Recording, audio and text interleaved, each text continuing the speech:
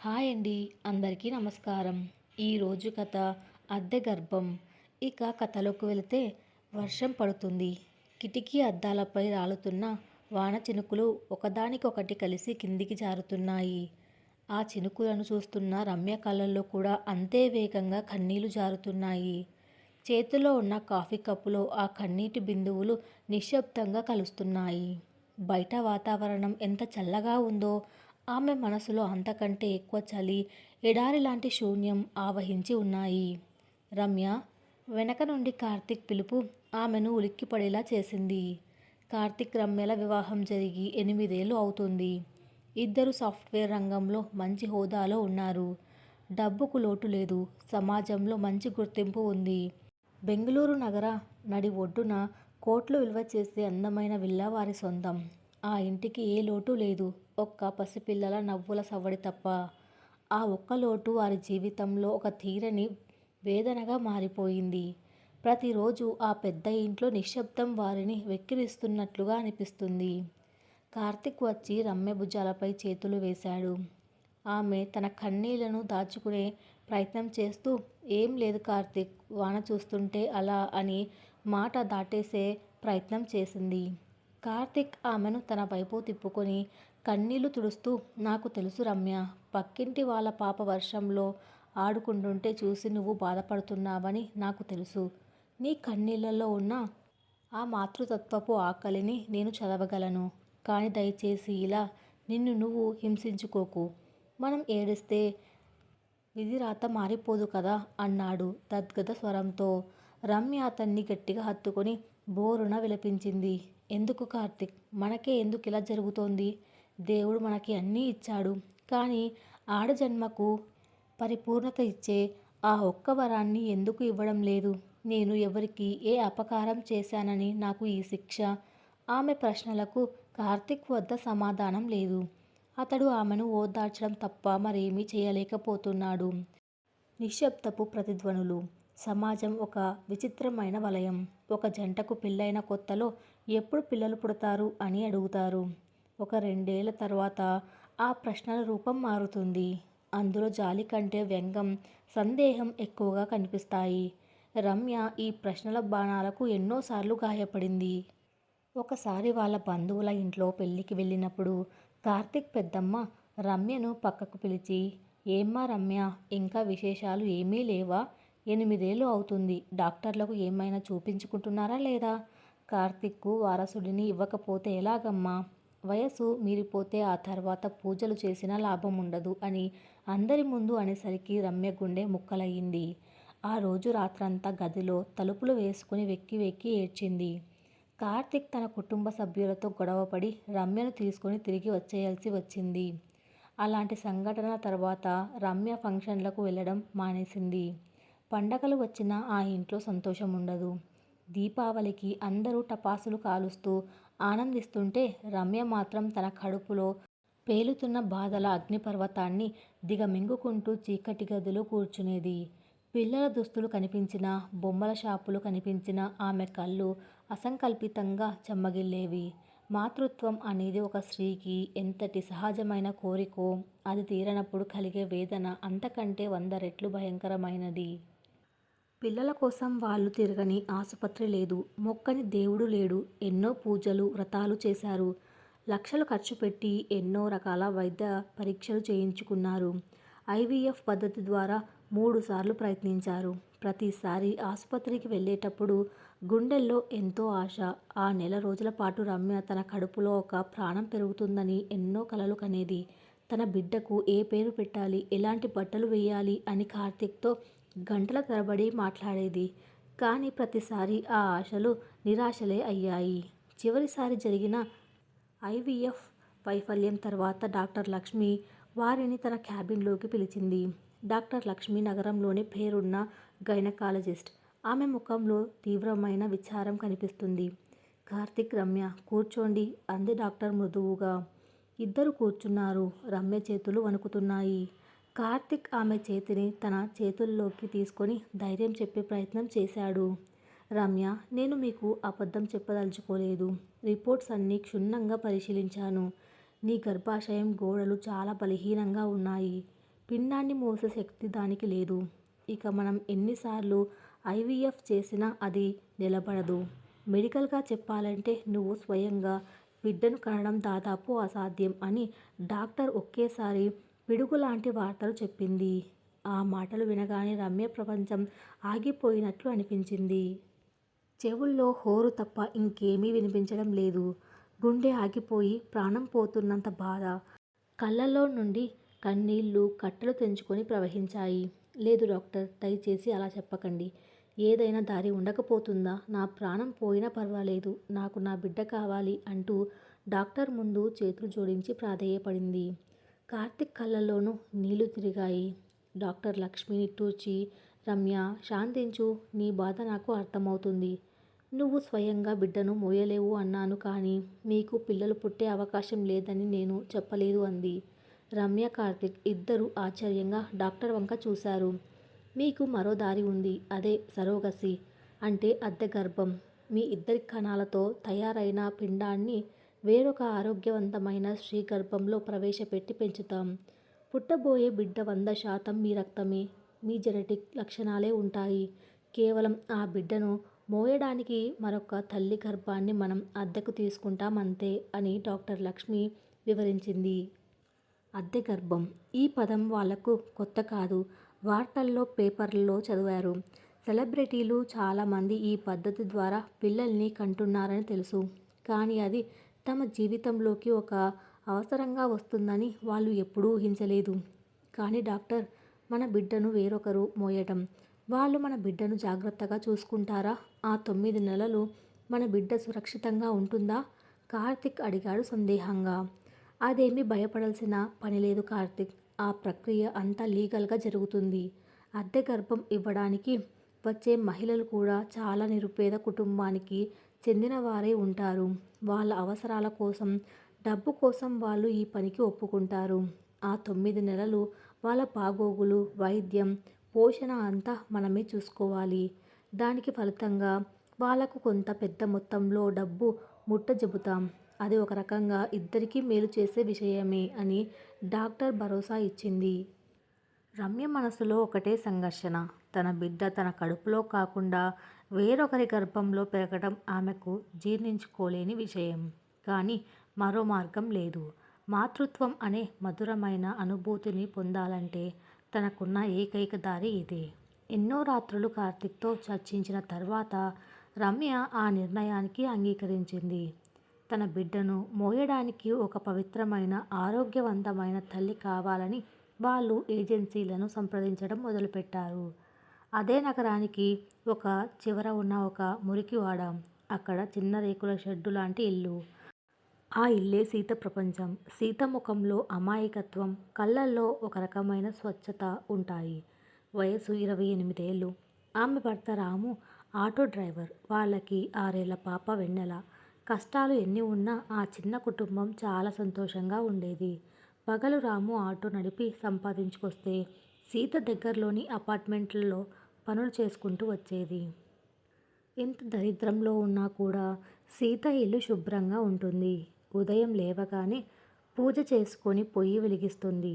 వెన్నెలను స్కూల్కి పంపే వరకు ఆమెకు తీరిక ఉండదు.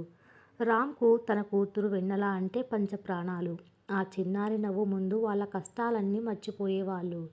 సీతకి, రామ్కి ఉన్న ఒకే ఒక కల వెన్నెలను బాగా చదివించి పెద్ద ఆఫీసర్ని చేయడం. కానీ విధి వారి పాలిట వికృతంగా నవ్వింది. ఒకరోజు రాము ఆటోలో ప్రయాణిస్తుండగా ఓ భారీ ట్రక్ వచ్చి వెనక నుండి ఢీకొట్టింది. ఆ ప్రమాదంలో రాము ఆటో నుజ్జు నుజ్జు అయిపోయింది.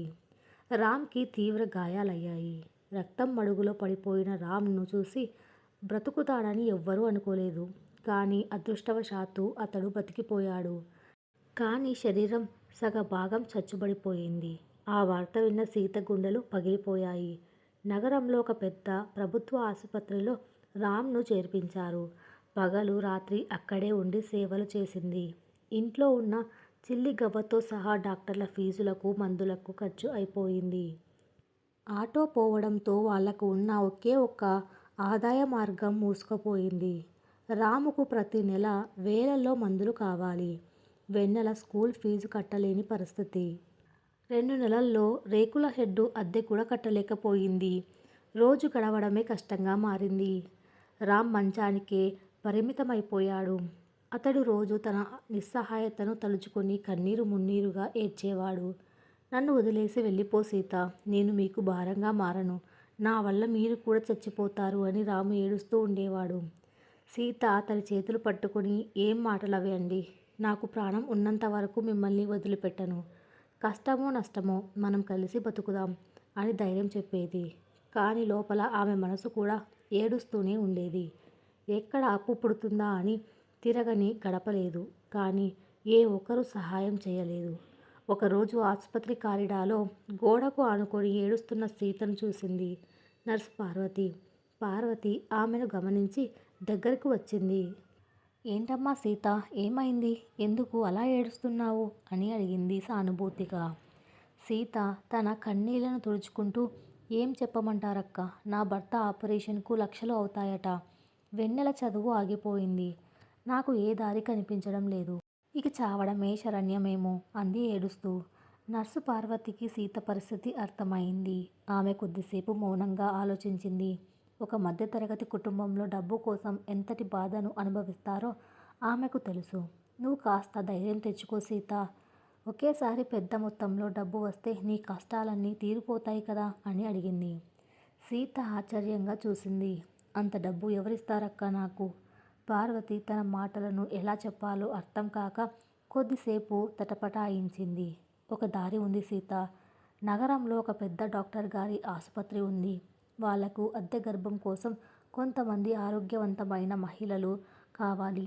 అంటే పిల్లలు పుట్టని వాళ్ళ కోసం 9 నెలలు నీ కడుపులో వాళ్ళ బిడ్డను మూసి వాళ్లకు అప్పగించాలి. వాళ్ళు నీకు 5 లక్షల నుండి 10 లక్షల రూపాయల వరకు డబ్బు ఇస్తారు. అది నీ కష్టాలన్నిటినీ తీరుస్తుంది అని మెల్లగా చెప్పింది. ఆ మాటలు వినగానే సీత గుండె ఒక్కసారిగా ఆగింది. అద్దె గర్భమా? అంటే నేను మరొకరి బిడ్డను మోయాలా? నా గర్భాన్ని అమ్ముకోవాలా? లేదు లేదు, నా వల్ల కాదక్కా అని 2 చేతులతో ముఖం దాచుకుని ఏడ్చేసింది. సీతకు అది ఒక ఊహించని షాక్. తన శరీరాన్ని ఇంకొకరి కోసం ఎలా వాడుకోవాలి అన్న ఆలోచనే ఆమెకు కంపరం పుట్టించింది. తాను నిరుపేద కావచ్చు, కానీ తన పరువు, పతివ్రత ధర్మం తనకు ఎంతో ముఖ్యం. నర్సు పార్వతి ఆ మాట చెప్పగానే ఆమె తల ఊపుతూ అక్కడి నుంచి పరిగెత్తింది. కానీ రాత్రి అయ్యేసరికి వాస్తవం మళ్ళీ ఆమెను భయపెట్టింది. రాము మంచం మీద మూలుగుతున్నాడు. నొప్పులతో గిలగిలా కొట్టుకుంటున్నాడు. మందులు కొనడానికి ఒక్క రూపాయి కూడా లేదు. పక్కనే వెన్నెల ఆకలితో ఏడుస్తూ పడుకుంది. సీత కాళ్ళు వాచాయి. ఆమెకు దేవుడి మీద కోపం వచ్చింది. ఇంట్లో ఉన్న దేవుడి పటం ముందు నిలబడి ఏడ్చింది. ఆ రాత్రంతా సీత మనసులో ఒక భయంకరమైన యుద్ధం జరిగింది. తాను గర్భం తాలిస్తే సమాజం ఏమంటుంది? తప్పుగా అనుకుంటారా? రాము ఎలా తీసుకుంటాడు? వెన్నెల ఏమనుకుంటుంది? ఇవన్నీ ఆమె బుర్రను తొలిచేస్తున్నాయి. కానీ మరోవైపు డాక్టర్లు చెప్పినట్లు రాముకు వెంటనే వెన్నుముక ఆపరేషన్ చేయకపోతే అతను శాశ్వతంగా మంచానికే పరిమితమవుతాడు, లేదా ప్రాణాలు కూడా కోల్పోవచ్చు. వెన్నెల చదువు మానేసి తనలాగే ఇళ్లల్లో పనులు చేసుకోవాల్సి వస్తుంది. ఒక తల్లిగా, ఒక భార్యగా ఆమె తన కుటుంబాన్ని రక్షించుకోవాల్సిన బాధ్యత ఉంది. తెల్లవారింది. సూర్యుడి కిరణాలు ఆ చిన్న ఇంట్లోకి పడుతున్నాయి. సీత ముఖం ఉబ్బిపోయి ఉంది. ఆమె ఒక కఠినమైన నిర్ణయానికి వచ్చింది. తన భర్త ప్రాణాలను నిలబెట్టుకోవడం కోసం, తన బిడ్డ భవిష్యత్తు కోసం దేనికైనా సిద్ధపడాలని నిర్ణయించుకుంది. ఇది ఒక రకంగా త్యాగమే. ఎవరికో పిల్లల్ని ఇస్తే వాళ్ళు ఇల్లు సంతోషంతో నిండిపోతుంది. తన ఇల్లు ఆకలి చావుల నుండి బయటపడుతుంది. సీత ఆసుపత్రికి వెళ్ళి పార్వతి కోసం వెతికింది. అక్క, నేను సిద్ధమే. నా కడుపులో బిడ్డను మోయడానికి నేను ఒప్పుకుంటున్నాను అని గట్టిగా చెప్పింది. పార్వతి ఆమెను ఆశ్చర్యంగా చూసి, నిజమేనా సీత? నువ్వు ఆలోచించుకునే ఈ నిర్ణయం తీసుకున్నావా? అవునక్క, నా కుటుంబం కంటే నాకు ఏది ముఖ్యం కాదు. మీరు నన్ను వాళ్ళ దగ్గరకు తీసుకువెళ్ళండి అంది. అదే సమయంలో డాక్టర్ లక్ష్మి క్లినిక్లో రమ్య, కార్తిక్ కూర్చొని ఉన్నారు. వాళ్ళు ఏజెన్సీ ద్వారా ఒక అద్దె తల్లి కోసం వెతుకుతున్నారు. డాక్టర్ గారు, మా బిడ్డను కడుపులో పెట్టుకునే తల్లికి ఎలాంటి చెడు అలవాట్లు ఉండకూడదు. ఆమె మంచి మనసున్నదై ఉండాలి. పేదరికంలో ఉన్నా పర్వాలేదు కానీ ఆమెకు మాతృత్వం విలువ తెలిసి ఉండాలి. మేము ఆమెకు ఎంత డబ్బైనా ఇవ్వడానికి సిద్ధంగా ఉన్నాం. మా బిడ్డకు జన్మనిచ్చే ఆ తల్లి మా పాలిట దేవత లాంటిది అని రమ్య కన్నీళ్లతో డాక్టర్కు వివరిస్తోంది. సరిగ్గా అప్పుడే డాక్టర్ లక్ష్మికి ఫోన్ మోగింది. నర్స్ పార్వతి ఆసుపత్రి నుంచి ఫోన్ చేస్తుంది. మేడం, నాకు ఒక మంచి అమ్మాయి దొరికింది. పేరు సీత. చాలా ఆరోగ్యంగా ఉంటుంది. మంచి కుటుంబం. భర్తకు ఆపరేషన్ చేయించడం కోసం అద్దె గర్భానికి ఒప్పుకుంటోంది. ఆమెకు మీ అపాయింట్మెంట్ ఇస్తారా అని పార్వతి అడిగింది. డాక్టర్ లక్ష్మి ముఖంలో సంతోషం కనపడింది. రమ్య కార్తీక్ల వైపు చూస్తూ, బహుశా మీకు కావలసిన తల్లి దొరికినట్లే రమ్య. ఆమె చాలా అవసరంలో ఉంది. మీరు ఆమెకు సహాయం చేయవచ్చు. ఆమె మీ జీవితానికి వెలుగునివ్వవచ్చు అని చెప్పింది. విధి ఒక అద్భుతమైన నాటకాన్ని రక్తి కట్టిస్తోంది.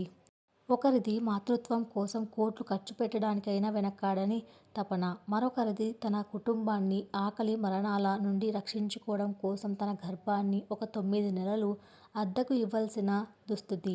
2 భిన్నమైన ప్రపంచాలు ఇప్పుడు ఒకే దారిన ప్రయాణించబోతున్నాయి. సూర్యరశ్మి ఆసుపత్రి కారిడార్లో నిశ్శబ్దంగా ప్రసరిస్తోంది. డాక్టర్ లక్ష్మి క్లినిక్ వెలుపల రమ్య, కార్తీక్ ఆతృతగా వేచి చూస్తున్నారు. వారి జీవితాల్లో 8 ఏళ్ల నిరీక్షణకు ఈరోజు ఒక రూపం రాబోతుంది. తమ బిడ్డను 9 నెలల పాటు తన రక్త మాంసంతో పెంచబోయే ఆ అద్దె తల్లిని చూడబోతున్నారు. మరోవైపు నర్సు పార్వతి వెంట నడుచుకుంటూ వస్తుంది సీత. ఆమె కట్టుకున్న కాటన్ చీర పాతదైన శుభ్రంగా ఉంది. ఆమె ముఖంలో ఒక విధమైన బెరుకు, భయం, ఏదో తెలియని అపరాధ భావం కనిపిస్తున్నాయి. తన కడుపులో పెరగబోయే బిడ్డ తనది కాదు అని తెలిసిన ఒక ప్రాణాన్ని మోయడం అనేది ఆమెకు ఒక పవిత్ర కార్యంగా అనిపించడం లేదు. అది తన దారిద్ర్యం గీసిన గీతలా అనిపిస్తోంది.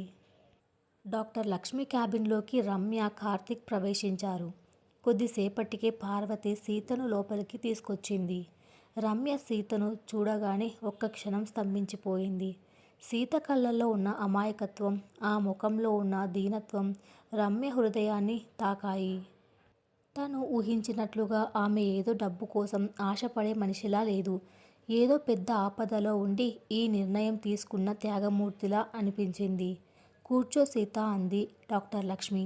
సీత మెల్లగా కుర్చీ అంచున కూర్చుంది. రమ్య వైపు చూడడానికి ఆమెకు ధైర్యం సరిపోవడం లేదు. రమ్యే స్వయంగా లేచి వెళ్ళి సీత చేతులు పట్టుకుంది. ఆ స్పర్శ సీతను ఉలిక్కిపడేలా చేసింది. సీత, భయపడకు. నీ గురించి డాక్టర్ గారు అంతా చెప్పారు. నీ కష్టాలన్నీ మా కష్టాలుగా భావిస్తాం. నువ్వు మాకు బిడ్డను ఇస్తున్నావు అంటే మాకు ప్రాణదానం చేస్తున్నావు. నీ రుణం మేము ఎప్పటికీ తీర్చుకోలేం అంది రమ్య కన్నీళ్లతో. రమ్య మాటల్లోని ఆర్ద్రత సీత మనసును కరిగించింది. మెల్లగా తల ఎత్తి రమ్య వైపు చూసింది సీత. ఒక ధనిక స్త్రీ తన చేతులు పట్టుకొని అంతలా ప్రాధేయపడడం ఆమె ఊహించలేదు. అమ్మగారు, నా భర్త ప్రాణాలు కాపాడుకోవడం కోసమే నేను దీనికి ఒప్పుకున్నాను. మీ బిడ్డను నా కడుపులో నా సొంత బిడ్డ కంటే జాగ్రత్తగా చూసుకుంటాను. నన్ను నమ్మండి అంది సీత గద్గద స్వరంతో.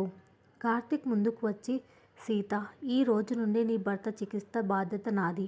ఆపరేషన్కు కావలసిన డబ్బు రేపే హాస్పిటల్లో కడతాను. నీ కూతురు చదువు బాధ్యత కూడా మేమే తీసుకుంటాం.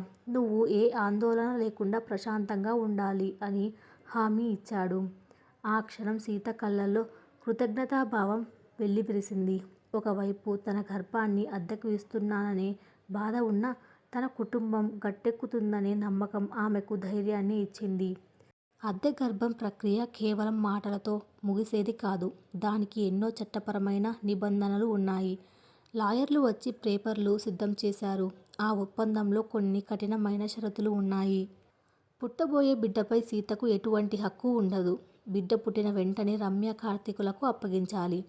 9 నెలల కాలంలో సీత ఆరోగ్యం గురించి రమ్య కుటుంబం తీసుకునే జాగ్రత్తలు పాటించాలి. ప్రసవం తర్వాత సీత ఆ బిడ్డను మళ్ళీ చూడడానికి ప్రయత్నించకూడదు. ఆ కాగితాలపై సంతకం పెడుతున్నప్పుడు సీత చెయ్యి వణికింది.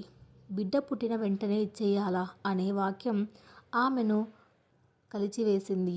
ఒక ప్రాణం తనలో ఎదుగుతుంటే ఆ స్పందనలను అనుభవిస్తూ చివరకు ఆ ప్రాణాన్ని గుర్తు తెలియని వ్యక్తులకు అప్పగించడం ఎంత కష్టం.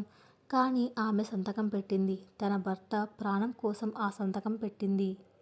డాక్టర్ లక్ష్మి పర్యవేక్షణలో వైద్య ప్రక్రియ మొదలయ్యింది. రమ్య అండం, కార్తీక్ శుక్రకణం కలిపి ల్యాబ్లో పిండాన్ని తయారు చేశారు. ఆ పిండాన్ని సీత గర్భాశయంలోకి ప్రవేశపెట్టే రోజు రానే వచ్చింది. ఆ రోజంతా రమ్య గుడిలో పూజలు చేస్తూనే ఉంది. దేవుడా, నా బిడ్డ సీత కడుపులో క్షేమంగా నిలబడాలి, ఆమెకు ఎటువంటి కష్టం రాకూడదు అని వేడుకుంది. ప్రక్రియ పూర్తయింది. సీతను 2 వారాల పాటు పూర్తి విశ్రాంతి తీసుకోమని చెప్పారు. ఆ 14 రోజులు రమ్యకు ఒక్కో యుగంలా గడిచాయి. పదే పదే ఫోన్ చేసి సీత ఆరోగ్యం గురించి అడిగేది. సీతకు కావలసిన పండ్లు, పాలు, మంచి ఆహారం కార్తీక్ స్వయంగా వెళ్ళి ఇచ్చి వచ్చేవాడు.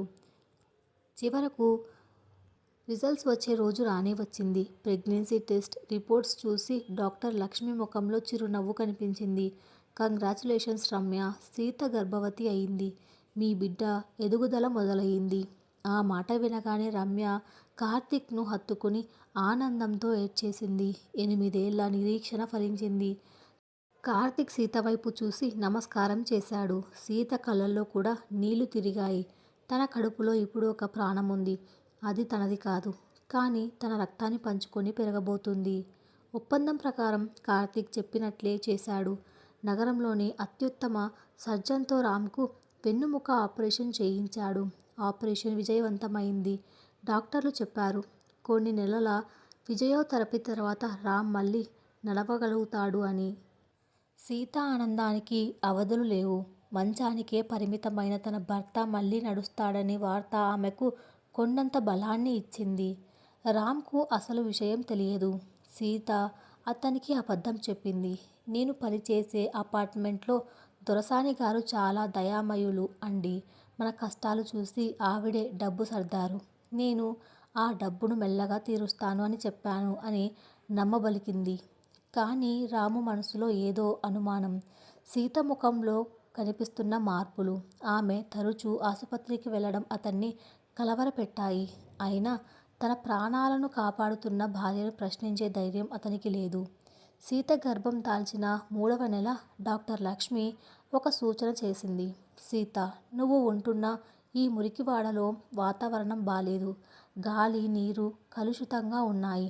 బిడ్డ ఆరోగ్యానికి ఇది మంచిది కాదు. నువ్వు మా పర్యవేక్షణలో ఉండాలి అంది. కానీ సీత తన భర్తను, కూతురు వెన్నెలను వదిలి రాలేనని చెప్పింది. అప్పుడు రమ్య ఒక నిర్ణయం తీసుకుంది. సీత ఇంటిని శుభ్రం చేయించి అక్కడ అన్ని సౌకర్యాలు కల్పించింది. ప్రతి వారం రమ్య స్వయంగా సీత ఇంటికి వెళ్ళేది. ఒక ధనిక ఇల్లాలు కారు దిగి ఆ మురికివాడ సందుల్లో నడుచుకుంటూ సీత ఇంటికి రావడం చూసి చుట్టుపక్కల వాళ్ళు ముక్కున వేలేసుకునేవారు. రమ్య సీత పక్కన కూర్చుని ఆమె కడుపుపై చెయ్యి వేసింది. సీత, లోపల బిడ్డ కదులుతున్నాడా? వాడికి ఏం కావాలో అడుగు. నీకు ఏం తినాలనిపిస్తే అది చెప్పు, నేను పంపిస్తాను అని అడిగేది. సీత నవ్వుతూ, ఇంకా కదలికలు తెలియవమ్మగారు. 5వ నెల వచ్చాక తెలుస్తాయి. కానీ నా కడుపులో ఒక చిన్న సవ్వడి వినిపిస్తున్నట్లు ఉంటుంది అనేది. ఆ సమయంలో వాళ్ళిద్దరి మధ్య ఉన్న అంతరాలు తొలగిపోయాయి. ఒకరు యజమాని, ఇంకొకరు పనిమనిషి అనే భావన పోయి ఇద్దరు తల్లుల మధ్య ఒక అదృశ్య బంధం ఏర్పడింది. రమ్యకు సీత పట్ల ఎంతో గౌరవం కలిగింది. తన బిడ్డ కోసం సీత పడుతున్న శ్రమ, ఆమె తీసుకుంటున్న జాగ్రత్తలు చూసి రమ్య ముగ్ధురాలయ్యింది. కానీ లోకం ఊరుకోదు కదా. సీత గర్భం మెల్లగా బయటకు కనిపిస్తుంది. రాము మంచం మీద ఉన్నాడు. మరి సీత ఎలా గర్భవతి అయింది అని చుట్టుపక్కల వాళ్ళు గుసగుసలాడటం మొదలుపెట్టారు. ఒకరోజు సీత నీళ్ల కోసం వెళ్ళినప్పుడు పక్కింటి రంగమ్మ అడిగింది, ఏమే సీత, మీ ఆయనకు ఒంట్లో బాగాలేదు కదా, మరి నీకేంటి ఇలా తయారయ్యావు? ఎవరి పాపమో ఇది అని నలుగురిలో దారుణంగా అడిగింది. సీత గుండె చెరువైనంత పని అయింది. కళ్ళ నిండా నీళ్లతో వెనక్కి వచ్చేసింది. ఆ మాటలు రామ్ చెవిన కూడా పడ్డాయి. అతడు ఆవేశంతో, బాధతో ఊగిపోయాడు. సీత, ఏంటి ఇవన్నీ? బయట వాళ్ళు ఆ మాటలు అంటుంటే నేను ఇక్కడ చచ్చిపోతున్నాను. నిజం చెప్పు, ఎవరిది ఈ పాపం అని అరిచాడు. సీత వెక్కి వెక్కి ఏడుస్తూ రామ్ కాళ్ళ మీద పడింది. నా మీద ప్రమాణం వేసి చెబుతున్నాను, నేను ఏ తప్పు చెయ్యలేదు. ఇది మన పాప కాదు. ఇది ఆ దొరసాని గారి పాప. వాళ్లకు పిల్లలు పుట్టకపోతే నా కడుపులో వాళ్ళ బిడ్డను పెంచుతున్నారు. ఆ పుణ్యానికే వాళ్ళు మనకు అంత డబ్బు ఇచ్చారు. మీ ఆపరేషన్ చేయించారు. ఇది అద్దె గర్భమండి. ఇందులో అపవిత్రత ఏమీ లేదు అని అసలు విషయం చెప్పేసింది. రాము ఒక్కసారిగా నిశ్శబ్దవంతుడయ్యాడు. తన భార్య తన కోసం ఇంతటి త్యాగం చేసిందా? సమాజం నిందిస్తుందని తెలిసి కూడా తన ప్రాణాలు కాపాడడం కోసం పరాయి బిడ్డను మోస్తుందా? రామ్ కళ్ళల్లో నుండి కన్నీళ్లు రాలాయి. సీతను దగ్గరకు తీసుకొని, నన్ను క్షమించు సీత, నిన్ను తప్పుగా అర్థం చేసుకున్నాను. నువ్వు దేవతవి అని ఏడ్చాడు. కానీ ఆ మురికివాడలో ఉండడం సీతకు నరకంలా మారింది. అందరూ ఆమెను తక్కువ చేసి చూడడం మొదలుపెట్టారు. విషయం తెలుసుకున్న రమ్య వెంటనే సీత ఇంటికి వెళ్ళింది. అక్కడ సీత దీనస్థితి చూసి ఆమె మనసు విలవిలలాడింది. కార్తీక్, సీత ఇక్కడ ఉండడం ఏమాత్రం క్షేమం కాదు. మానసిక ఒత్తిడి బిడ్డపై ప్రభావం చూపెడుతుంది. మనం సీతను, ఆమె కుటుంబాన్ని మన ఇంటికి తీసుకువెళ్దాం అంది రమ్య. కార్తీక్ మొదట సందేశించిన రమ్య పట్టుబట్టడంతో ఒప్పుకున్నాడు. సీత, రాము, వెన్నెల ముగ్గురిని రమ్య తన పెద్ద విల్లాలోకి తీసుకువచ్చింది. వారి కోసం ఒక ప్రత్యేకమైన గదిని కేటాయించింది. ఒకప్పుడు పనుల కోసం అపార్ట్మెంట్ల చుట్టూ తిరిగిన సీత ఇప్పుడు ఒక మాల్ లాంటి ఇంట్లో రాణిలా ఉంటోంది. రమ్య స్వయంగా సీతకు గోరు ముద్దలు తినిపిస్తోంది. సీతకు నచ్చిన వంటలు చేయించేది. ఒకరోజు సాయంత్రం తోటలో కూర్చున్నప్పుడు రమ్య సీతతో అంది, సీత, లోకం ఏమనుకున్నా నాకు అనవసరం. నా బిడ్డకు ప్రాణం పోస్తున్నది నువ్వు. ఈ 9 నెలలు నువ్వు నా కన్న తల్లితో సమానం.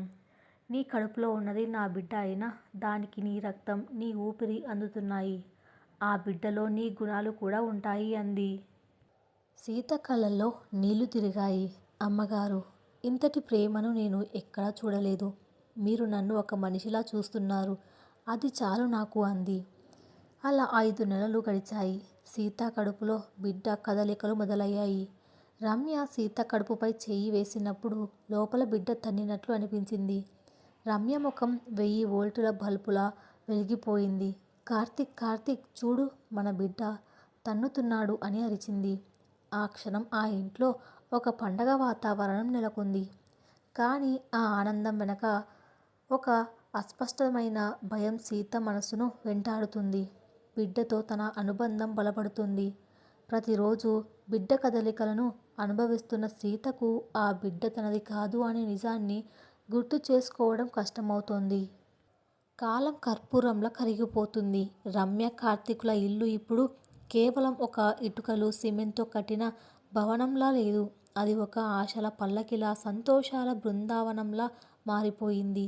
సీత గర్భంలో పెరుగుతున్న పసిపేగుతో పాటు ఆ ఇంట్లో ఉన్న ప్రతి ఒక్కరి ముఖంలోనూ ఆనందం దినదినాభివృద్ధి చెందుతోంది. సీత కడుపులో ఉన్న బిడ్డ కేవలం రమ్య, కార్తీకులకు మాత్రమే కాదు, ఆ కుటుంబం మొత్తానికి ఒక కొత్త జీవితాన్ని ఇచ్చింది. సీత కుటుంబం విల్లాలోకి వచ్చిన తర్వాత వారి జీవితాలు పూర్తిగా మారిపోయాయి. రామ్కి రోజు విడిచి రోజు ఇంట్లోనే ఫిజియోథెరపీ జరుగుతోంది. ఒకప్పుడు మంచానికే పరిమితమై జీవితం మీద ఆశలు వదులుకున్న రాము ఇప్పుడు మెల్లగా వాకర్ సహాయంతో నడుస్తున్నాడు. తన కూతురు వెన్నెలను రమ్య ఒక పెద్ద ఇంటర్నేషనల్ స్కూల్లో చేర్పించింది. ఉదయాన్నే యూనిఫామ్ వేసుకుని స్కూల్ బస్సు ఎక్కడానికి వెళ్తున్న వెన్నెలను చూస్తుంటే సీత, రాములకు ఎక్కడ లేని సంతోషం కలుగుతుంది. తమ దారిద్ర్యం తమ కూతురి భవిష్యత్తుకు అడ్డుకట్ట వేయలేదని వాళ్ళు లోపల మురిసిపోతున్నారు. రమ్యకైతే ఇప్పుడు ప్రపంచం మొత్తం సీత చుట్టూనే తిరుగుతుంది. ఉదయం లేచినప్పటి నుంచి రాత్రి పడుకునే వరకు సీత ఆరోగ్యం గురించి ఆమె ధ్యాస. సీతకు ఇష్టమైన వంటలు తన స్వయంగా వండి పెడుతుంది. సీత కడుపులో ఉన్నది తన బిడ్డే అయినా దానికి ఊపిరి పోస్తున్న సీతను ఒక దేవతలా చూసుకుంటుంది. ప్రతిరోజు సాయంత్రం రమ్య, సీత ఇద్దరు విల్లాలోని తోటలో కూర్చొని గంటల తరబడి మాట్లాడుకుంటారు. సీత, ఈరోజు పాప కదిలిందా, బాబు కదిలాడా అని అడుగుతుంది రమ్య ఆతృతగా. సీత నవ్వుతూ, అమ్మగారు, లోపల ఉన్నది పాపో బాబో నాకు తెలియదు, కానీ మీరు దగ్గరికి వచ్చి మాట్లాడితే చాలు లోపల గంతులు వేస్తుంది అని చెబుతుంది. రమ్య ఆనందంగా సీత కడుపు మీద చెవి పెట్టి వింటుంది. రమ్య ఇంగ్లీష్లో మంచి మంచి కథల పుస్తకాలు చదివి వినిపిస్తుంటే సీత మాత్రం పల్లెటూరి జానపద గీతాలు, జోలపాటలు పాడుతుంది. ఆ రెండు భిన్నమైన ప్రపంచాల కలయిక ఆ బిడ్డకు గర్భంలోనే ఒక అద్భుతమైన అనుభూతిని ఇస్తోంది. కానీ రోజులు గడుస్తున్న కొద్దీ సీత మనసులో ఒక తెలియని అలజడి మొదలయ్యింది. 6వ నెల దాటి 7వ నెలలోకి అడుగుపెట్టింది సీత. బిడ్డ కదలికలు ఇప్పుడు చాలా స్పష్టంగా తెలుస్తున్నాయి. రాత్రిపూట అందరూ పడుకున్న తర్వాత సీత తన కడుపుపై చేతులు వేసుకొని ఆ బిడ్డతో మూగగా మాట్లాడుకుంటుంది. నా బంగారు కొండ, నువ్వు నా కడుపులో ఉన్నావు కానీ నా వాడివి కావు కదరా. మరి ఎందుకు నా వాయిస్ వినగానే అలా కదులుతావు? నువ్వు పుట్టిన వెంటనే నన్ను వదిలేసి వెళ్ళిపోతావు కదా. అప్పుడు నేను నిన్ను మర్చిపోగలనా? నా ప్రాణంలో సగం నువ్వే కదరా అని గుండెల్లోని బాధను కన్నీళ్ల రూపంలో బయటకు వదులుతుంది. తన భార్య పడుతున్న ఈ మానసిక క్షోభను రాము గమనిస్తూనే ఉన్నాడు. ఒకరోజు రాత్రి సీత వెక్కి వెక్కి ఏడుస్తుంటే రాము తన వాకర్ సహాయంతో మెల్లగా ఆమె దగ్గరికి వచ్చి కూర్చున్నాడు. సీత అని పిలిచాడు రామ్ బాధగా. సీత ఉలిక్కిపడి కన్నీళ్లు తుడుచుకుని, ఏంటండి, మీకు ఏమైనా కావాలా? నీళ్లు ఇవ్వమంటారా అని అడిగింది. రాము ఆమె చేతులు పట్టుకొని, నీకెంత కష్టం వచ్చిందే నా తల్లి. నా ప్రాణాలు నిలబెట్టడం కోసం, వెన్నెల భవిష్యత్తు కోసం నువ్వు నీ పేగును అమ్ముకునే పరిస్థితి వచ్చావు. రోజు రోజుకు ఆ బిడ్డ మీద నీకు మమకారం పెరుగుతుందని నాకు తెలుసు. కానీ రేపు ఆ బిడ్డను ఇచ్చేటప్పుడు నీ గుండె ఎంత ఆగిపోతుందో తలుచుకుంటేనే నా ప్రాణం పోతుంది సీత.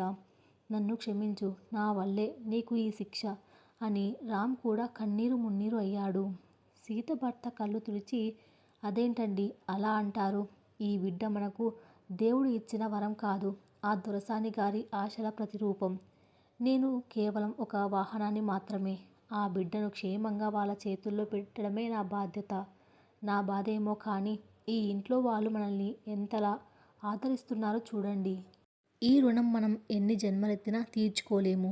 మీరు నా గురించి బెంగ పెట్టుకోకండి, నేను బలంగానే ఉన్నాను అని భర్తకు ధైర్యం చెప్పింది. కానీ ఆమె మనసుకు తెలుసు, బిడ్డను దూరం చేసుకోవడం మరణం కంటే భయంకరమైనదని. 7వ నెల నిండుతున్న సందర్భంగా రమ్య ఒక నిర్ణయం తీసుకుంది. సీతకు అంగరంగ వైభవంగా సీమంతం చెయ్యాలని నిశ్చయించుకుంది. కార్తీక్తో ఈ విషయం చెప్పగానే అతడు కూడా సంతోషంగా ఒప్పుకున్నాడు. కానీ కార్తీక్ తల్లిదండ్రులు, బంధువులు ఈ వార్త విని షాక్ అయ్యారు. కార్తీక్ వాళ్ళ అమ్మ సుజాత గారు హూటాహూటిన విల్లాకు వచ్చారు. రమ్యను పక్కకు పిలిచి కోపంగా, ఏంటే ఇదంతా? బుద్ధి ఉందా లేదా మీకు? అసలే ఆ మురికివాడ పిల్లను ఇంట్లో పెట్టుకొని నెత్తిన ఎక్కించుకుంటున్నారు. ఇప్పుడు దానికి సీమంతం చేస్తారా? మన కడుపున పుట్టే బిడ్డను అద్దెకు మోస్తున్న ఒక పనిదానికి సీమంతం చేయడం ఏంటి? సమాజం ఏమనుకుంటుంది? మన పరువు ఏం కావాలి అని మండిపడింది. రమ్య చాలా ప్రశాంతంగా కానీ ఎంతో దృఢంగా బదులిచ్చింది. అత్తయ్య, ఆ అమ్మాయి తన కడుపును అద్దెకు ఇచ్చింది నిజమే. కానీ నా బిడ్డకు రక్తాన్ని పంచుతోంది, తన ఊపిరిని ఇస్తోంది. 8 ఏళ్లుగా ఒక పసివాడి ఏడుపు కోసం నేను పడిన నరకం మీకు తెలుసా? ఆ నరకం నుండి నన్ను బయటకు లాగి నాకు మాతృత్వాన్ని ఇస్తున్న ఆ తల్లి ఒక పనిమనిషి కాదు, నాకు దేవుడిచ్చిన వరం. నా బిడ్డ కోసం తన శరీరాన్ని కరిగించుకుంటున్న ఆ తల్లికి సీమంతం చేయడం నా బాధ్యత, నా హక్కు. ఈ విషయంలో నేను ఎవరి మాట వినను అని తేల్చి చెప్పేసింది. సుజాత గారికి రమ్య మాటకు ఎదురు చెప్పలేకపోయింది. రమ్య నిర్ణయం ఎంతో ఉదాత్తమైనదని ఆమెకు మెల్లగా అర్థమైంది. కార్తీక్ కూడా తన భార్యకు అండగా నిలబడ్డాడు. సీతకు ఈ విషయం తెలిసినప్పుడు ఆమె ఆనందానికి అవధులు లేవు. తనలాంటి ఒక నిరుపేద మహిళకు ఇంత పెద్ద ఇంట్లో ఇంత గొప్ప వేడుక జరుగుతుందని ఆమె కలలో కూడా ఊహించలేదు. ఆదివారం ఉదయం విల్లా అంతా పచ్చని మామిడి తోరణాలతో, బంతిపూలతో ముస్తాబయ్యింది. సన్నాయి మేళం మధురంగా వినిపిస్తోంది. చుట్టాలు, బంధువులు, స్నేహితులు అందరూ వచ్చారు. సీతను అందంగా ముస్తాబు చేశారు. రమ్య స్వయంగా తన పెళ్లినాటి పట్టుచీరను సీతకు కట్టింది. చేతులకు నిండుగా గాజులు, మెడలో పూలదండలు, నుదుట పెద్ద కుంకుమ బొట్టు. సీత అచ్చం సాక్షాత్తు సీతాదేవిలా వెలిగిపోతుంది. రాము, వెన్నెల ఒక పక్కన నిలబడి ఆనందంతో చూస్తున్నారు. మధ్యలో ఏర్పాటు చేసిన పీటల మీద సీతను కూర్చోబెట్టారు. ముందుగా రమ్య వచ్చి సీతకు పసుపు కుంకుమలు ఇచ్చి పూలు పెట్టి చేతుకు గాజులు తొడిగింది. రమ్య సీత ఒడిలో పండ్లు మిఠాయిలు పోస్తుంటే సీత కళ్ళల్లో నుండి ఆనంద బాష్పాలు రాలాయి. ఎందుకు ఏడుస్తున్నావు సీత అని అడిగింది రమ్య నవ్వుతూ. ఏం లేదమ్మగారు, నా జీవితంలో ఇలాంటి రోజు ఒకటి వస్తుందని నేను ఎప్పుడూ అనుకోలేదు. మీరు నన్ను మీ సొంత చెల్లిలా చూసుకున్నారు. మీరు పచ్చగా ఉండాలి, మీకు పుట్టబోయే బిడ్డ ఆయురారోగ్యాలతో వర్ధిల్లాలి అని సీత రమ్య చేతులు పట్టుకొని కన్నీళ్లతో ఆశీర్వదించింది. ఆ దృశ్యం చూస్తున్న ప్రతి ఒక్కరి కళ్ళు చెమ్మగిల్లాయి. సీత ఒక అద్దె తల్లి అనే విషయం అందరూ మర్చిపోయారు. అక్కడ కేవలం ఇద్దరు తల్లుల మధ్య ఉన్న పవిత్రమైన బంధం మాత్రమే కనిపించింది. సీమంతం జరిగిన కొద్ది రోజులకే సీత 8వ నెలలోకి ప్రవేశించింది. అంతా సవ్యంగా సాగిపోతుందని అందరూ సంతోషంగా ఉన్న సమయంలో విధి మరోసారి తన క్రూరత్వాన్ని చూపించింది. ఒకరోజు మధ్యాహ్నం రమ్య ఆఫీస్లో ఉండగా ఇంటి నుండి రామ్ ఫోన్ చేశాడు. అమ్మగారు, సీత సడన్గా కళ్ళు తిరిగి పడిపోయింది. కడుపు నొప్పి అని విలవిలలాడిపోతుంది. రక్తం కూడా పడుతోంది. తొందరగా రండి అని భయంతో ఏడుస్తూ చెప్పాడు రామ్. ఆ మాట వినగానే రమ్య గుండె ఆగిపోయినంత పని అయింది. వెంటనే కార్తీక్కు ఫోన్ చేసి అంబులెన్స్ తీసుకొని ఇంటికి పరుగు తీసింది. సీత స్పృహ తప్పి ఉంది. వెంటనే ఆమెను డాక్టర్ లక్ష్మి ఆసుపత్రికి తరలించారు. ఆసుపత్రిలో ఎమర్జెన్సీ వార్డ్ బయట రమ్య, కార్తీక్, రాము కన్నీళ్లను పట్టుకోలేకపోతున్నారు. వెన్నెల ఏడుస్తూ రమ్య కాళ్ళు పట్టుకుంది. అరగంట తర్వాత డాక్టర్ లక్ష్మి బయటకు వచ్చింది. ఆమె ముఖంలో తీవ్రమైన టెన్షన్ కనపడుతోంది. డాక్టర్, సీతకు ఎలా ఉంది? నా బిడ్డ క్షేమమేనా అని రమ్య డాక్టర్ చేతులు పట్టుకుని అడిగింది.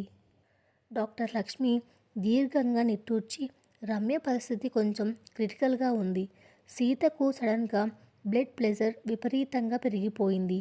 దీనివల్ల ప్రెగ్నెన్సీలో కాంప్లికేషన్స్ వస్తాయి. బిడ్డకు వెళ్ళే రక్త ప్రసరణ తగ్గిపోతుంది. ఇది సీత ప్రాణాలకు, అలాగే లోపల ఉన్న బిడ్డ ప్రాణాలకు కూడా చాలా ప్రమాదం. ఇప్పుడు మనం వెంటనే నిర్ణయం తీసుకోవాలి. మందులు ఇచ్చి చూస్తున్నాం. కంట్రోల్ అవ్వకపోతే ప్రీ మెచ్యూర్ డెలివరీ చేయాల్సి వస్తుంది అని చెప్పింది. ఆ మాటలు వినగానే రమ్య అక్కడే కుప్పకూలిపోయింది. రాము గోడకు ఆనుకొని బోరున విలపించాడు. తన భార్యకు ఏమవుతుందోనన్న భయం అతన్ని దహించి వేస్తోంది. లోపల ఐసీయూలో సీతకు కొద్దిగా స్పృహ వచ్చింది. కళ్ళు తెరిచి చుట్టూ ఉన్న నర్సులను చూసింది. డాక్టర్ లక్ష్మి దగ్గరకు రాగానే సీత అత్యంత నీరసమైన స్వరంతో డాక్టర్ అమ్మ అని పిలిచింది. సీత, భయపడకు, మేమందరం ఉన్నాం అంది డాక్టర్. సీత కళ్ళలో నుంచి కన్నీళ్లు కారుతుండగా, నాకు తెలుసు డాక్టర్ అమ్మ, నా శరీరంలో ఏదో జరుగుతుంది. నా ప్రాణాలు పోయినా నాకు భయం లేదు. కానీ నా కడుపులో ఉన్న బిడ్డకు మాత్రం ఏమీ కాకూడదు. ఆ దొరసాని గారికి నేను మాట ఇచ్చాను. వాళ్ళ బిడ్డను ప్రాణప్రదంగా కాపాడతానని. ఒకవేళ నన్ను, బిడ్డను ఇద్దరిని కాపాడలేని పక్షాన దయచేసి నన్ను వదిలేసి ఆ బిడ్డను బతికించండి డాక్టర్. నా భర్త ఇప్పుడు కోలుకున్నాడు. నా కూతురు బాధ్యత ఆ దొరసాని గారు తీసుకుంటారు. నాకు నా ప్రాణం కంటే వాళ్ళకిచ్చిన మాటే ముఖ్యం అని చేతులు జోడించి ప్రాధేయపడింది సీత. ఆ మాటలు విన్న డాక్టర్ లక్ష్మి కళ్ళు కూడా చెమ్మగిల్లాయి. ఒక నిరుపేద మహిళ అద్దెకు తీసుకున్న గర్భం కోసం, పరాయి వాళ్ళ బిడ్డ కోసం తన ప్రాణాలని త్యాగం చేయడానికి సిద్ధపడడం ఆమెను తీవ్రంగా కలిచివేసింది. మాతృత్వం అనేది కేవలం రక్తం పంచుకొని పుడితే వచ్చేది కాదు. అది ఆత్మల కలయిక అని డాక్టర్కు ఆ క్షణం అర్థమైంది. బయట ఆసుపత్రి కారిడార్లో సమయం భారంగా గడుస్తోంది. లోపల సీత ప్రాణాలతో పోరాడుతోంది. డాక్టర్లు ఆపరేషన్ థియేటర్ను సిద్ధం చేస్తున్నారు. ఏ క్షణంలో ఏం జరుగుతుందో తెలియని ఉత్కంఠ. రమ్య తన బిడ్డ కోసం, తన బిడ్డను మోస్తున్న సీత ప్రాణాల కోసం దేవుణ్ణి ప్రార్థిస్తూ కన్నీటి సముద్రంలో మునిగిపోయింది. ఆసుపత్రి ఆపరేషన్ థియేటర్ బయట వాతావరణం నిశ్శబ్దంగా, గంభీరంగా ఉంది. లోపల జరుగుతున్న ప్రాణ పోరాటం తాలూకు ఉత్కంఠ బయట ఉన్న ప్రతి ఒక్కరి ముఖంలోనూ కనిపిస్తోంది. రమ్య చేతులు జోడించి కళ్ళు మూసుకొని దేవుణ్ణి ప్రార్థిస్తోంది. దేవుడా, నా బిడ్డకు ప్రాణం పోస్తున్న ఆ తల్లికి ఏమీ కాకూడదు. నా ఆశల కోసం ఒక నిరుపేద కుటుంబం అనాథ కాకూడదు అని తన మనసులో పదే పదే వేడుకుంటోంది. కార్తీక్ ఆమె భుజంపై చెయ్యి వేసి ధైర్యం చెబుతున్నాడు. మరొక వైపు రాము తన భార్య సీత క్షేమంగా బయటకు రావాలని కన్నీళ్లు పెట్టుకుంటూ దేవుడిని బతిమలాడుతున్నాడు. ఆ చిన్నారి వెన్నెల ఏమీ అర్థం కాకపోయినా తన నాన్న ఏడుస్తుండడం చూసి భయంతో వణికిపోతుంది. ఆపరేషన్ థియేటర్ లోపల డాక్టర్ లక్ష్మి మరియు ఆమె బృందం సీత ప్రాణాలను, బిడ్డ ప్రాణాలను కాపాడేందుకు తమ శాయశక్తులా ప్రయత్నిస్తున్నారు. సీతకు రక్తపోటు తీవ్రంగా ఉండడంతో ఆపరేషన్ అత్యంత క్లిష్టంగా మారింది. ఒక దశలో సీత పల్స్ పడిపోతుండడంతో నర్సులు కంగారు పడ్డారు. కానీ డాక్టర్ లక్ష్మి తన అపారమైన అనుభవంతో పరిస్థితిని అదుపులోకి తెచ్చింది. సుమారు గంటన్నర తర్వాత ఆ శబ్దాన్ని చీల్చుకుంటూ ఒక పసివాడి ఏడుపు వినిపించింది. క్యా క్యా అంటూ ఆసుపత్రి కారిడార్లో ప్రతిధ్వనించిన ఆ తొలి రోదన రమ్య జీవితంలో 8 ఏళ్ల నిశ్శబ్దాన్ని పటాపంచలు చేసింది. ఆ ఏడుపు వినగానే రమ్య కళ్ళల్లో నుంచి ఆనంద బాష్పాలు కట్టలు తెంచుకున్నాయి. కార్తీక్ను గట్టిగా హత్తుకుని వెక్కి వెక్కి ఏడ్చింది. కొద్ది నిమిషాల తర్వాత డాక్టర్ లక్ష్మి ఆపరేషన్ థియేటర్ నుండి బయటకు వచ్చింది. ఆమె ముఖంలో అలసట ఉన్న పెదవులపై ఒక చిరునవ్వు ఉంది. డాక్టర్ను చూడగానే రమ్య, రాము ఒక్కసారిగా ఆమె దగ్గరకు వెళ్లారు. కంగ్రాచ్యులేషన్స్ రమ్య, కార్తీక్, మీకు పండంటి బాబు పుట్టాడు. ముందస్తు ప్రసవం అయినా బాబు బరువు, ఆరోగ్యం అంతా చాలా బాగుంది అని చెప్పింది డాక్టర్. మరి సీతకు ఎలా ఉంది డాక్టర్ అని రాము ఆతృతగా అడిగాడు. రమ్య కూడా అదే ప్రశ్నార్థక చూపుతో డాక్టర్ వంక చూసింది. తన బిడ్డ కంటే ముందు సీత ప్రాణాల గురించే రమ్య ఎక్కువ తపించింది. డాక్టర్ లక్ష్మి నవ్వి, సీత కూడా సురక్షితంగా ఉంది రామ్. ఆపరేషన్ కాస్త కష్టమైనా ఆమె ప్రాణాలకు ఇప్పుడు ఎలాంటి ప్రమాదం లేదు. ఆమె కోలుకుంటుంది. ఇదంతా సీత మనోబలం వల్లే సాధ్యమైంది. లోపల స్పృహలో లేనప్పుడు కూడా ఆమె బిడ్డ గురించే కలవరిస్తోంది. త్వరలోనే మీరు ఆమెను చూడవచ్చు అని చెప్పి వెళ్ళిపోయింది. ఆ మాటలతో ఆసుపత్రి కారిడార్లో ఉన్న భయం, టెన్షన్ అంతా మాయమైపోయి ఒక పండగ వాతావరణం నెలకొంది. రాము దేవుడికి దండం పెట్టుకుని నేలపైనే కూలబడిపోయాడు. రమ్య వెళ్ళి రామును లేపి, చూసావా రాము, దేవుడు మనల్ని కరుణించాడు. సీతకు ఏమీ కాలేదు. ఆమె నా పాలిట నిజంగా దేవత అని కన్నీళ్లు తుడుచుకుంది. మరుసటి రోజు ఉదయం సీతకు పూర్తిగా స్పృహ వచ్చింది. ఆమెను జనరల్ వార్డులోకి మార్చారు. నర్సు వచ్చి రమ్య చేతికి పసికందును ఇచ్చింది. 8 ఏళ్ల తన కల, తన రక్తం, తన ప్రాణం ఆ చిన్నారి రూపంలో తన చేతుల్లోకి రాగానే రమ్యకు ప్రపంచం మొత్తం ఆగిపోయినట్లు అనిపించింది. బాబు అచ్చం కార్తీక్ లాగానే ఉన్నాడు. ఆ పసివాడిని గుండెలకు హత్తుకొని నుదుటిపై ముద్దు పెట్టి మురిసిపోయింది రమ్య. వెంటనే బాబును ఎత్తుకుని నేరుగా సీత ఉన్న గదిలోకి వెళ్ళింది. పడకపై నీరసంగా పడుకున్న సీత రమ్య చేతిలో ఉన్న బిడ్డను చూడగానే ఆమె కళ్ళల్లో ఒక తెలియని మెరుపు, అదే సమయంలో ఒక సన్నని విచారం కనిపించాయి. 9 నెలలు తన పేగుతో బంధం పెనవేసుకున్న ఆ పసి ప్రాణం ఇప్పుడు బయటకు వచ్చింది. రమ్య మెల్లగా సీత దగ్గరకు వెళ్ళి ఆ పసివాడిని సీత చేతుల్లో పెట్టింది. అమ్మగారు, నాకెందుకు అని సీత కన్నీళ్లతో అంది. వీడు నా బిడ్డ కావచ్చు సీత, కానీ వీడికి ఊపిరి పోసింది నువ్వు. వీడికి ప్రపంచాన్ని పరిచయం చేసింది నువ్వు. ఈ బిడ్డను ముందు ముట్టుకునే అర్హత నీకే ఉంది అంది రమ్య భావోద్వేగంతో. సీత ఆ పసివాడిని గుండెకు హత్తుకుంది.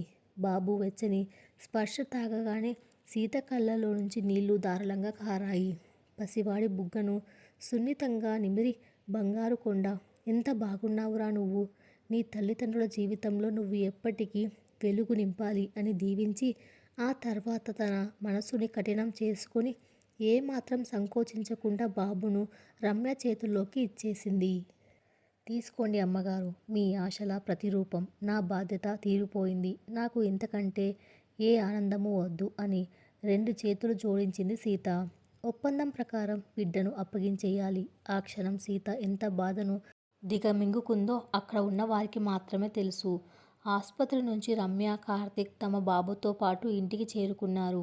ఆ బాబుకి ఆనంద్ అని పేరు పెట్టారు. సీత పూర్తిగా కోలుకున్న తర్వాత కార్తీక్ తన మాటను నిలబెట్టుకున్నాడు. సీతారాములను తిరిగి ఆ మురికి వాడకు పంపించలేదు.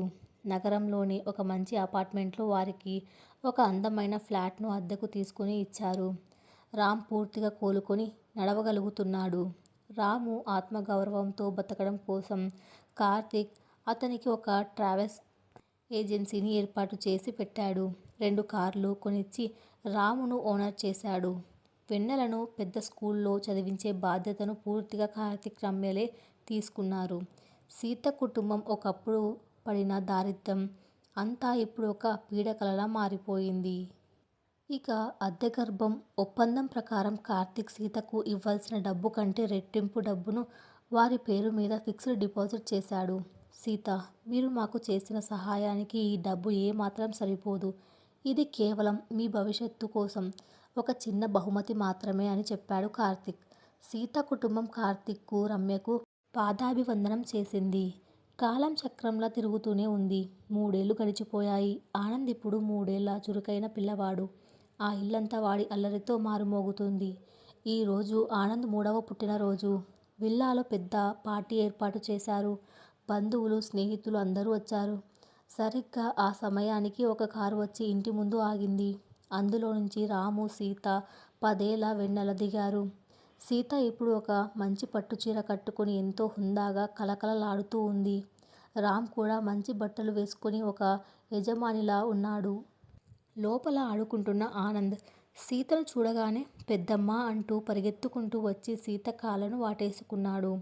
సీత వాడిని ఎత్తుకొని ముద్దుల వర్షం కురిపించింది. రమ్య, కార్తీక్ నవ్వుతూ వాళ్ళ దగ్గరికి వచ్చారు.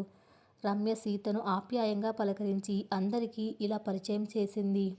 ఈమె సీత, ఆనంద్కు పెద్దమ్మ. మా కుటుంబానికి దేవుడిచ్చిన బంధువు.